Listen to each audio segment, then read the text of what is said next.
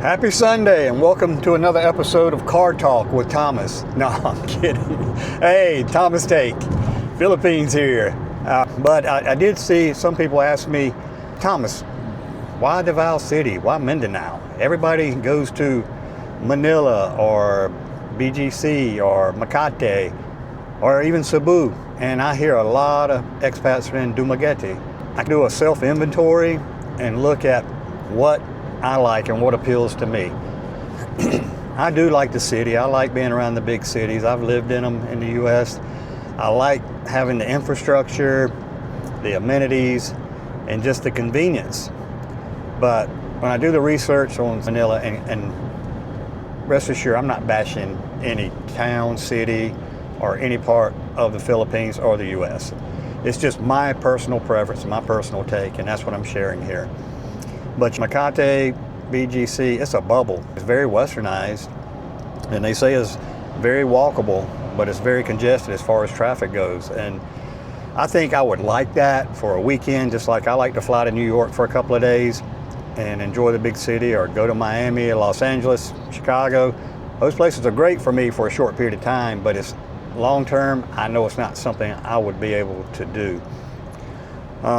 Next on the list, Cebu. Have been there and I love it, but it's congested with traffic, just choked with traffic. But there's a lot of great places there. If you've never been to the Tops, I suggest you Google it. If you ever go to Cebu, you have to go visit the Tops. It's this complex on top of the mountain that overlooks Cebu. It is beautiful at night, so definitely put that on your list. And also 10,000 Roses.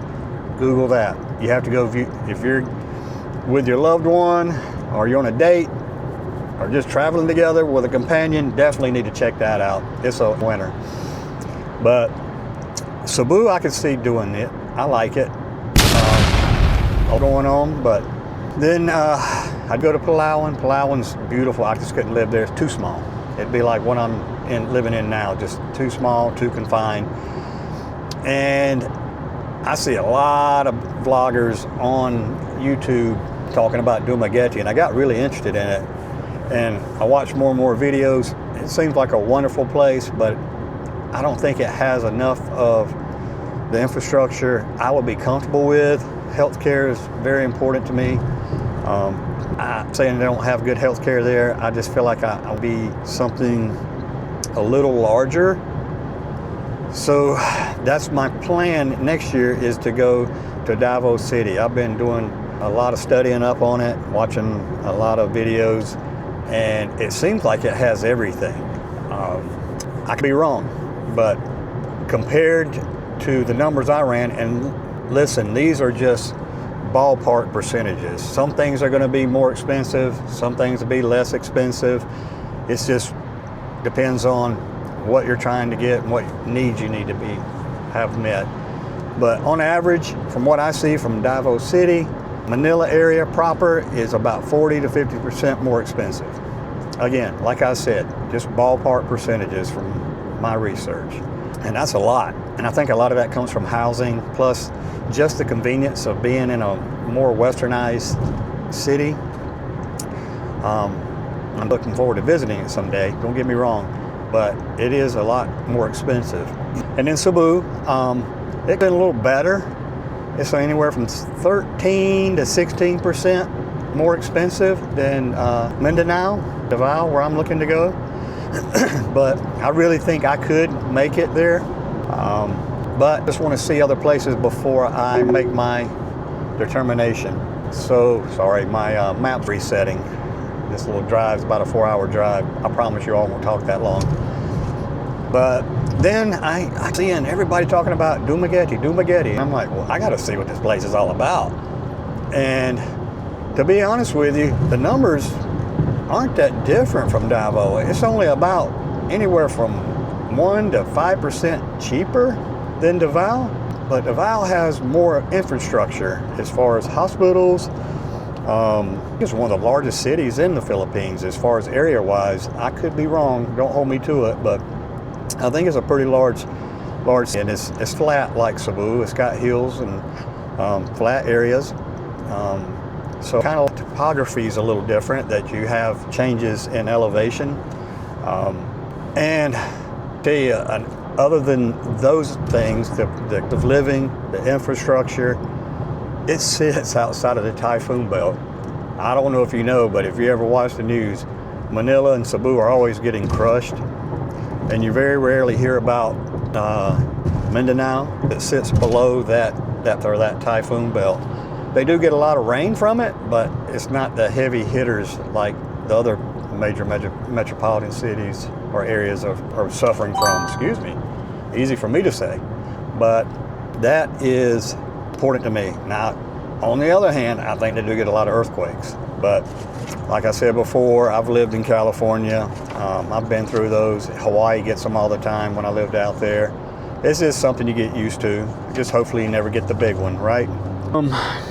And infrastructure being better, you don't have to worry about so much of the brownouts from what I've read, like you do in other areas or the province areas, provincial, is that how you say it? I'm not sure, I gotta brush up on that, but I guess I'm spoiled living in the US, and I kind of my Western there as far as conveniences. I like my air conditioning, I like my hot water, my Wi-Fi, so I know there's gonna be a lot of things I have to adjust to, but that's where I'm at with that.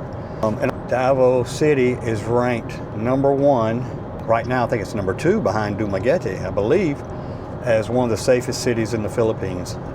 But at least it's in the top 2, and important for me because safety and security, law and order is to me. This is a city of laws, and I like having structure. So I might not always agree with their laws, but at least there's going to be consistency and structure in the city.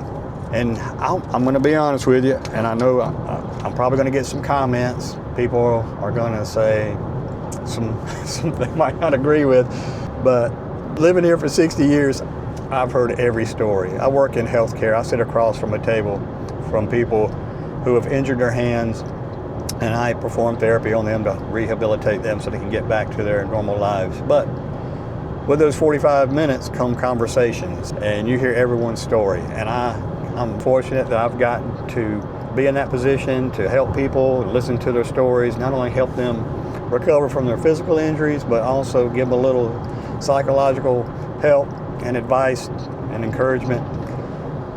But one of the reasons I want to go to the Philippines, I want to go to Manila or Cebu or maybe even Dumaguete, because there's a large expat population there. And that's honestly what I kind of get away from. When I go to a place, I want to immerse myself in the culture and get to know the culture. Yes, I like my Western ways. I can't force my Western values on another culture. So I understand that. But I am looking just to immerse myself in the culture. I can't do that if I'm living in a large expat community, sitting on a bar stool, listening to Ed tell his war stories, or Bob talk about how bad things are in the US. That's what I want to get away from. I want to just disconnect, just shut everything out. And I want to shut out the news cycle that we have in the US. It's just completely overboard now. It's just so negative. And I'm going to do a little deeper dive on that in another video.